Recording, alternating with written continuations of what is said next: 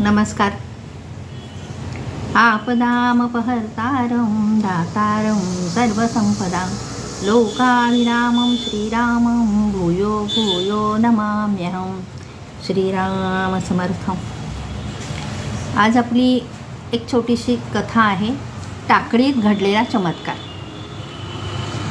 आता टाकळीत घडलेला चमत्कार म्हणजे श्री समर्थांनी तिथे काय केलं, एक थोडक्यात स्वरूपात आपण ती कथा सादर करणार आहोत. नाशिकमधून 5 कोसावर गोदा नदीच्या तीरावर समोरासमोर 2 छोटी खेडी होती. आणि एका खेड्याचं नाव होतं दशक आणि दुसऱ्या खेड्याचं नाव होतं पंचक.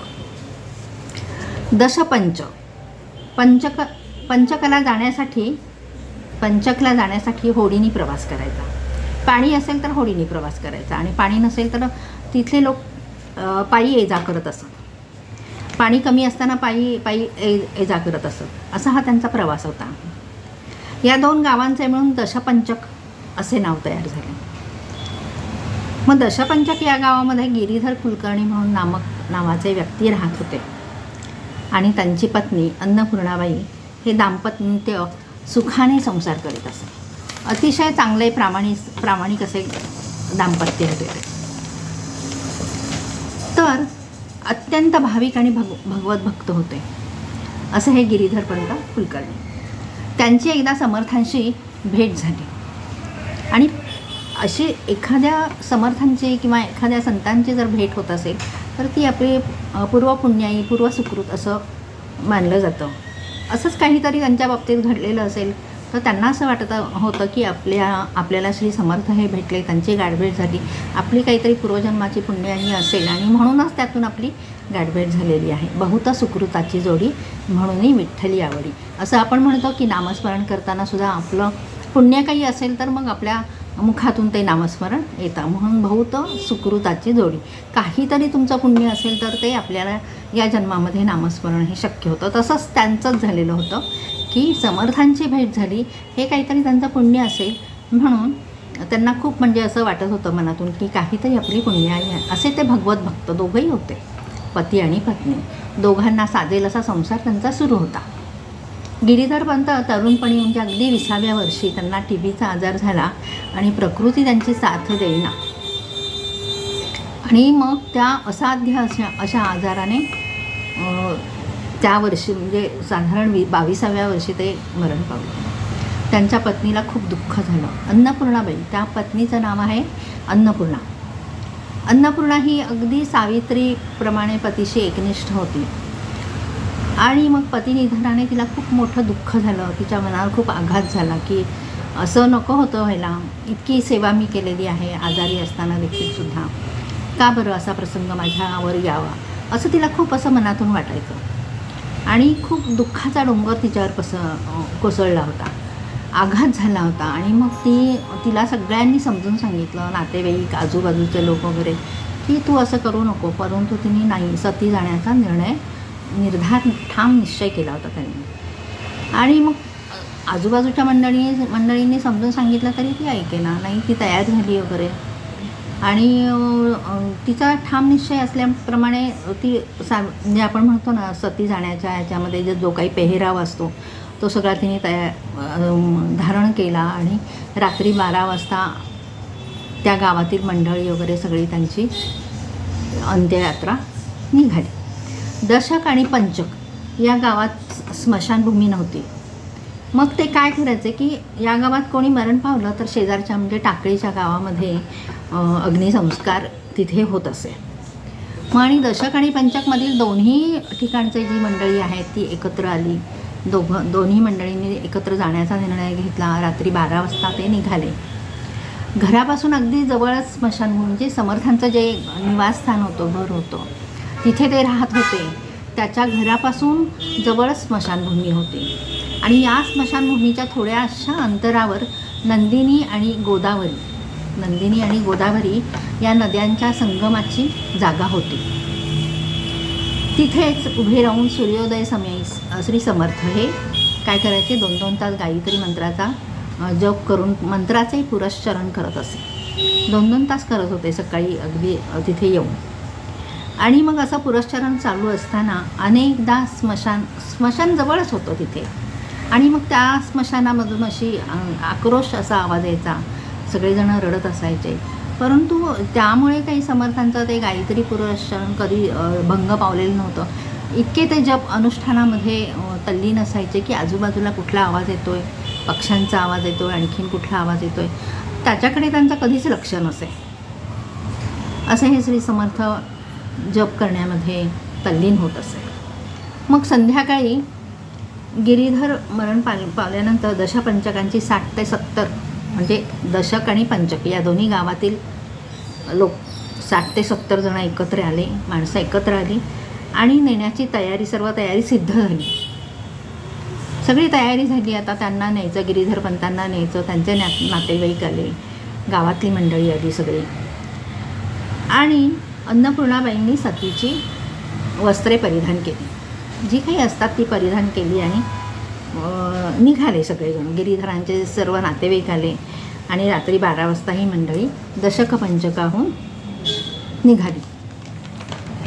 हळूहळू निघता खूप म्हणजे तसं अंतर होतंच, चालत जायला काही बाकीच्या सोयी नव्हत्या. चालत ते निघाली आणि सकाळी टाकळी येते म्हणजे किती वेळ गेला त्यांचा पहा, की सकाळी टाकळी येथे ते त्यांनी तेथे प्रवेश केला. तेव्हा काय उजाडलं होतं पूर्ण. आणि मग असं करता नेहमीप्रमाणे गोदावरी नदीच्या संगमस्थानी उभे राहून गायत्री मंत्राचा जप श्री समर्थ करत होते. तर अन्नपूर्णाबाईंनी बघितलं समर्थांना आणि त्यांना वाटलं की हे कोणीतरी मोठे साधू पुरुष संत आहेत, म्हणून तिने स्वतःच्या सासऱ्यांना विचारलं की मी त्यांच्या दर्शनाला जाऊ का, नमस्कार करून येते. आणि त्यांना धन्य वाटलं की मी आज त्यांचा चेहरा पाहिला, साधू संतांचा, श्री समर्थांचा चेहरा पाहिला, मी आज धन्य झाले. तिच्या मनात आलं की सती जाण्याच्या आधी तरी आपण समर्थांचं दर्शन घेऊयात. आणि त्यांची इच्छा झाली पुरुषाला समर्थांना वंदन करायची. अशा या योगी पुरुषाला आधी मी वंदन करते आणि मगच मी पुढे जाते, अशी एक मनात इच्छा झाली. म्हणून ती सासऱ्यांच्या जवळ तिने ती इच्छा बोलून दाखवली की मी जाऊ का, मला तुम्ही परवानगी द्याल का, मी जाते, नमस्कार करून येते, दुरूनच नमस्कार करून येते, मी जवळ जात नाही म्हणून. तर मग तिने सोबतीला एक शेजारची एक बाई होती, तिला बरोबर घेतलं आणि त्या दोघीजणी गेल्या. संगमाच्या दिशेने निघाल्या होत्या. संगमामध्ये श्री समर्थ जप करत होते, गायत्री मंत्राचे पुरस्चरण करत होते.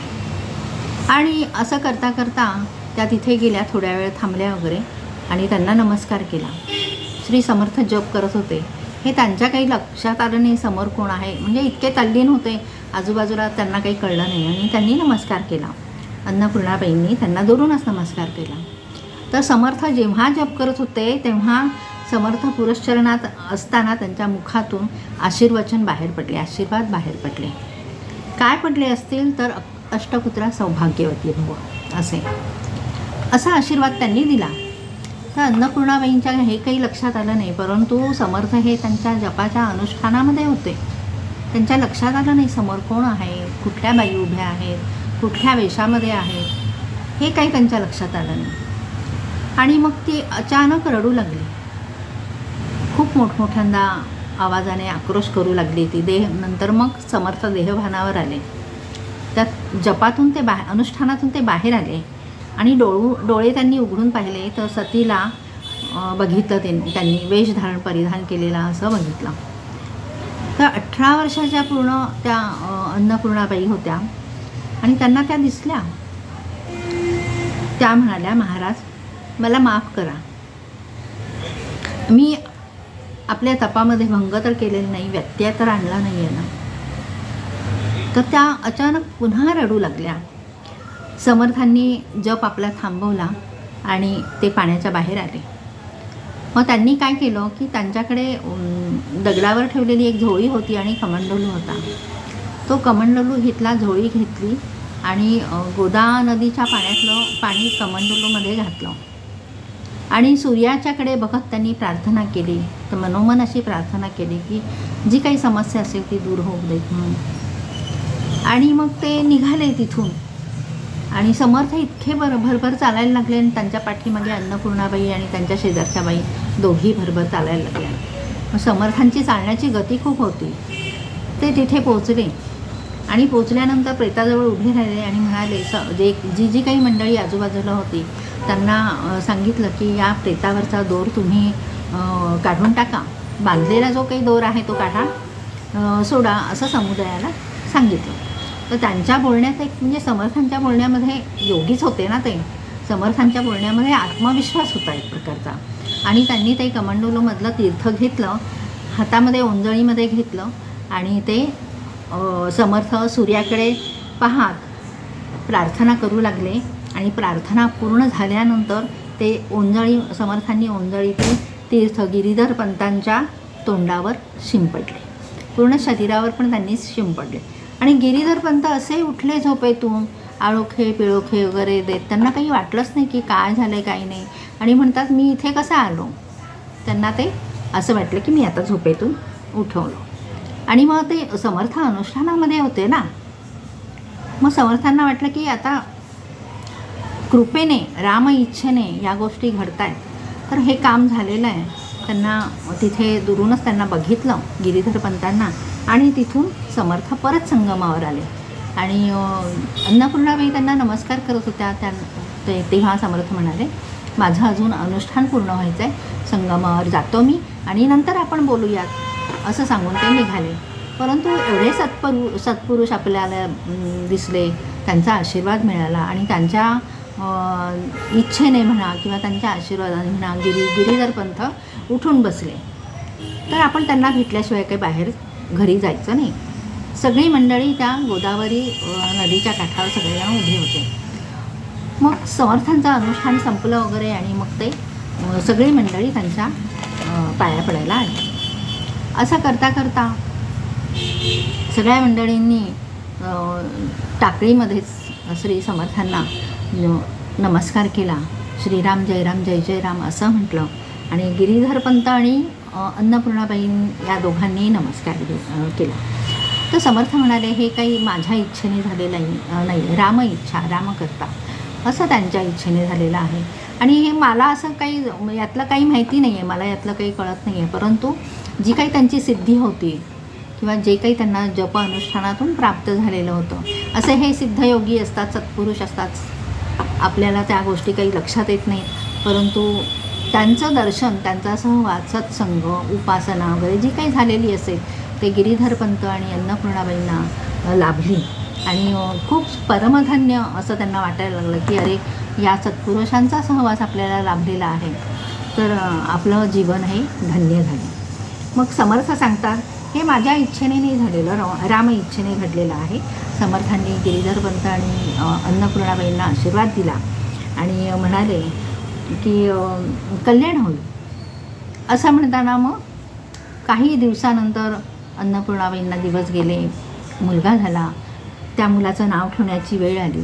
त्या मुलाचं नाव ठेवताना अद्याक्षर उ आलं. आणि अद्याक्षर आल्यानंतर समर्थांच्याकडे घेऊन गेले की काय बरं याचं नाव ठेवायचं.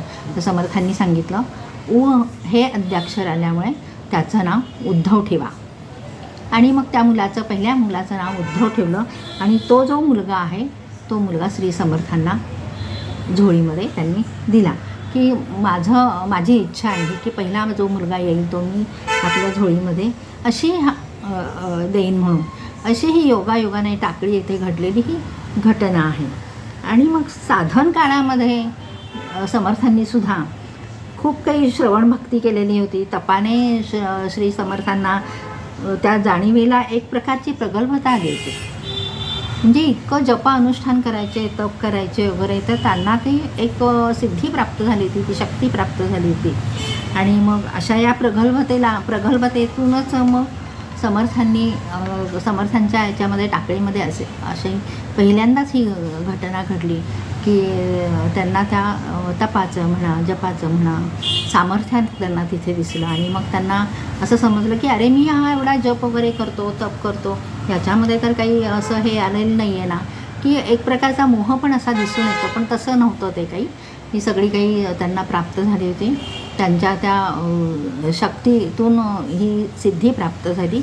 आणि शक्तीतून सिद्धी प्राप्त होण्यापेक्षा असं आपल्याला म्हणावं असं वाटेल की त्यांचं जपाचं अनुष्ठान इतकं ते मनापासून करत होते, श्रद्धेने करत होते. तर पहा, श्रद्धेने किंवा मनापासून कुठलेली केलेली भक्ती म्हणा, तप म्हणा, हे काहीतरी आपण करतो त्याचं हे सिद्धीचं फळ असतं. आपण असं म्हणतो श्रद्धाफळ असतं हे. आणि असंच काही समर्थांना ते जाणवून आलं, दिसून आलं.